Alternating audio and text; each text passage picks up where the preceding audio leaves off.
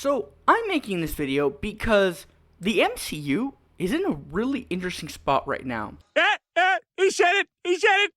And what I mean by that is, from late to mid last year to right about now when this video has come out, the MCU seems to have found its footing again since maybe the beginning of Phase 4, right after Endgame. Right after Endgame, they didn't really know what they were doing. They just started coming out with stuff right afterwards because they had had so much success from the first Iron Man all the way to Avengers Endgame.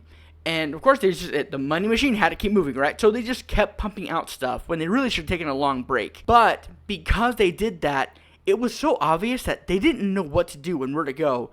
They had a plan, certainly. They knew what they wanted to do, but they didn't know how to lead up to that.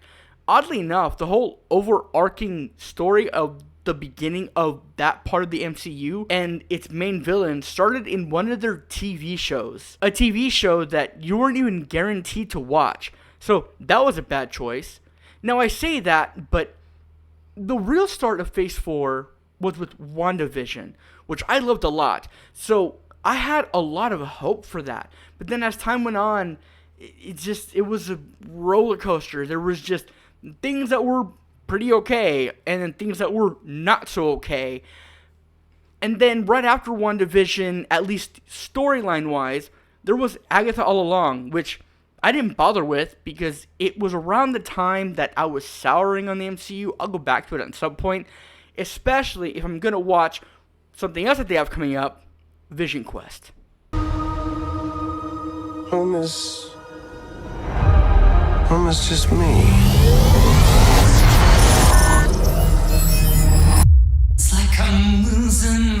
So Vision Quest is the third part in a trilogy of shows following WandaVision and Agatha All Along. Vision Quest is the finale of that, right?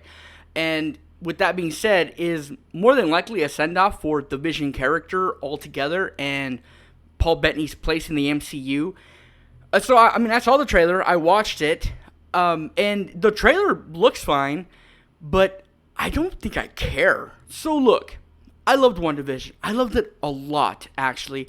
It was something unique the MCU had done, way different than what they had done at the time and even previously. And it was well acted, it had a great story. I loved every episode. It was amazing. But it's been so long since both WandaVision and Agatha All Along combined that I don't see the point of Vision Quest. Why are they doing that? Especially when they're just axing things left and right in the TV show department. What is Vision Quest going to serve except for a send-off for a character that we haven't really seen for a long time? We all love Vision, we all love Paul Bettany's Vision, but it's just why? Why do we need this at all? When arguably he's had a couple of send-offs already. Not to mention, like, well, the trailer does look fine. A lot of it really annoys me. Like, they're bringing back James Spader as Ultron, but he's not gonna look like Ultron. He's gonna look like James Spader as like a human avatar in this world that the Vision is gonna be in, which makes zero sense. I mean, logistically, it's because of budget, but narratively, it makes no sense. There was never any hint of what Ultron could look like as a human. This isn't like a cool little send back or anything. James Spader's a fine actor, but we never really got what he was supposed to look like, so it doesn't work for me. Not to mention, he's not really being Ultron. Ultron in the Age of Ultron movie, was sarcastic and what have you, but in this, he's like cranking up that like millennial writing humor, and it made me curl up my nose like I smelled something bad. He's doing that Papa, Father, Daddy, or whatever it is. I just rolled my eye so hard. That's gonna be so annoying. I'm not gonna rush to see it. Kind of like with Agatha All Along, where I didn't bother with it. I'm probably not gonna bother with this either for a long time. And if this is what they're starting out with, fine. Put out the least of what you have, and then give me the good stuff that I really care about. Which, let's talk about the stuff that I really care about. Nothing bonds a family together quite like mortal jeopardy. So we got some casting stuff announced in both Comic-Con and D23. We got Ryan Gosling coming in as Ghost Rider. We have Dave Johnson as T'Challa Black Panther. T'Challa Jr., technically, but it's still T'Challa. He's going to be Black Panther in Black Panther 3. Both of which I think are really cool choices. I'm excited to see what they do with that. What Ghost Rider Ryan Gosling's going to be, not really clear. Probably going to be Johnny Blaze. But either way, I'm interested to see where they go with that. Dave Johnson as Black Panther, though, that I've liked him in both things that I've seen him in. I saw him in Alien Romulus. In our review for that, I mentioned how much I really liked him. He was in The Long Walk, and he was great in that. So I have all the faith in the world that he's going to be great as T'Challa.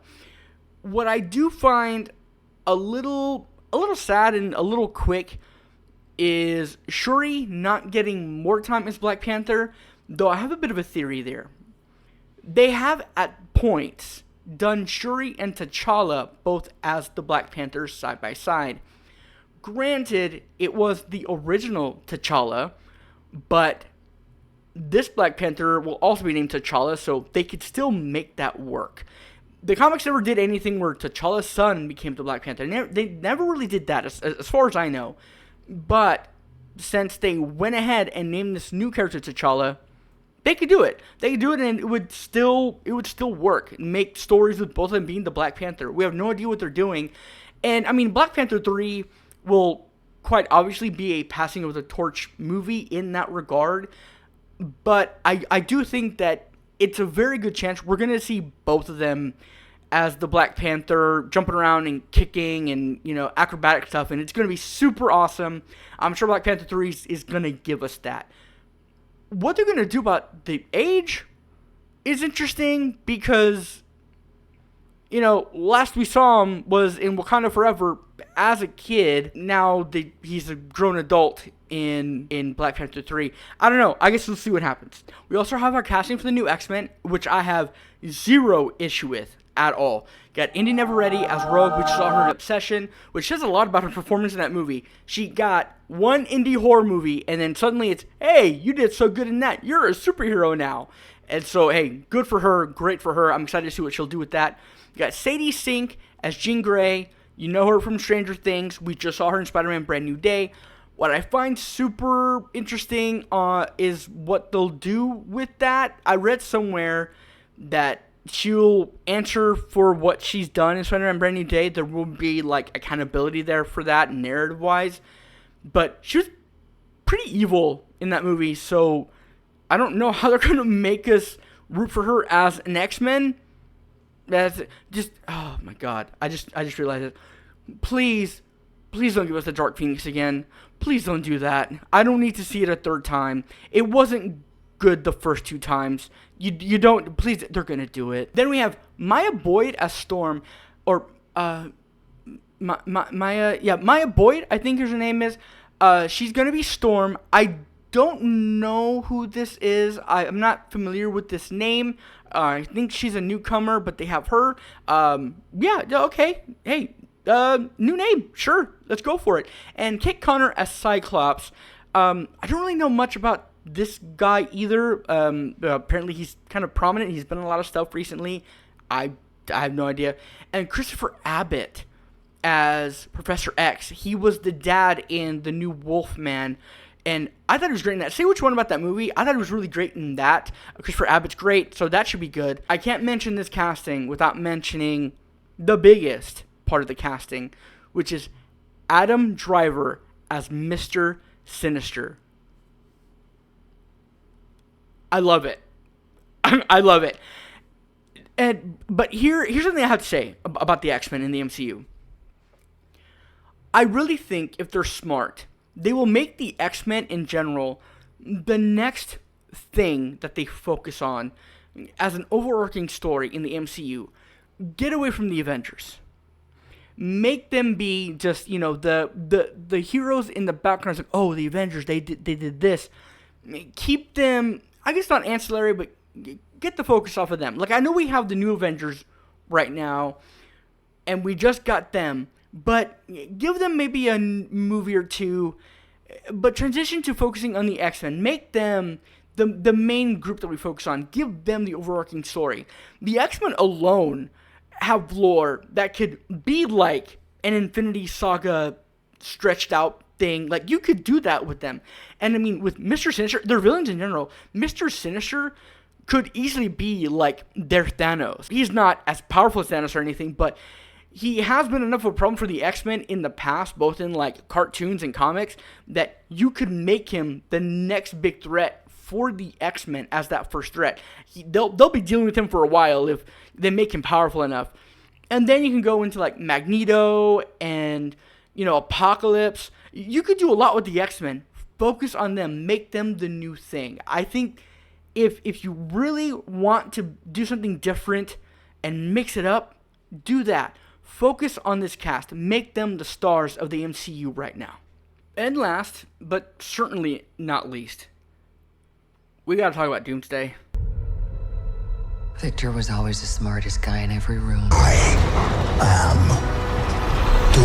Alright, so I made a video a long time ago. I titled something like, the original Avengers could come back, and that's a bad thing.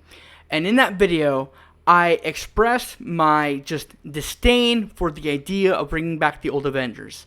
Now, at the time, what I had pictured was them bringing back the actual 2012 Avengers. Steve Rogers as Captain America, Tony Stark as Iron Man, all of that. I thought they were going to bring back that team. It doesn't really look like they're doing that, but they're kind of getting away with doing something similar by making Robert Downey Jr. Dr.Doom, and bringing back Chris Evans as maybe Steve Rogers. I don't know. In the trailer, he's able to wield Mjolnir, so I guess it's him. I guess we'll see. But as excited as I am about this movie, and I'm in a weird spot with it because of this, as excited as I am about this movie, I'm still not thrilled with those two casting choices. Because they could have made this anybody else. They could have left out Steve Rogers in general. Now, I guess in the context of the movie, they could make it make sense. They could make it work. But despite whether they make it work or not, it doesn't detract from the very real fact that it's a lazy, cynical move. They're doing it because what they tried to do before, nobody liked. And now they're bringing back the cast members that everyone does like, so you'll come see this movie and have faith in the MCU again. And that's what I mean by the MCU is kind of in an interesting spot. With Doomsday, they're pulling something, manipulative in terms of marketing with bringing back the cast members, but with projects beforehand, like Fantastic Four First Steps, Thunderbolts especially, and I'll throw Spider-Man Brand New Day in there, even though, I wasn't that thrilled with it. They are kind of finding their footing again in making good movies. Oh, and Deadpool and Wolverine, I don't know why I forgot that. Deadpool and Wolverine was like the start of that, where it's like, oh, okay, you guys are kind of getting back your spirit a little bit. This could be something. And they've had maybe not hit after hit, but it's been like, instead of being, kind of good, horrible, kind of good, horrible. From Deadpool Wolverine, it's been, oh, really good, to, yeah, that was okay, to, it was kind of okay, to, oh, that's really good, and, oh, that was cool, and, pretty good, right? It hasn't been bad. At least, for me, it hasn't been really bad. And leading up into this movie that is like this obvious marketing ploy, they've kind of been knowing what they're doing. And the MCU is getting that buzz again, like that 2012 Avengers buzz again with Doomsday.